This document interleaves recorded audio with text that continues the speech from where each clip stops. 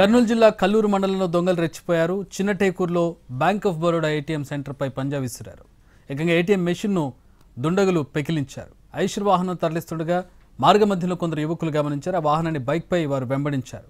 దాంతో భయపడిన దొంగలు ఏటీఎం మెషిన్ను కింద పడేసి అదే వాహనంలో పరారయ్యారు. యువకుల అప్రమత్తతో ఏటీఎం చోరీ యత్నం విఫలమైంది.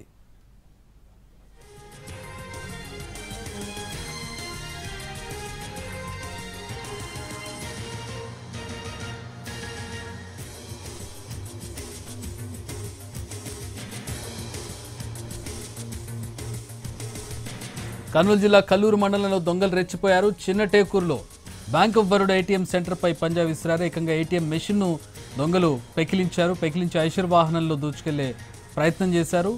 కొంతమంది యువకులు ఇది చూసి వెహికల్ను వెంబడించడంతో మధ్యలోనే ఏటీఎం మెషిన్ను వదిలేసి అదే వెహికల్లో పారిపోయారు దొంగలు.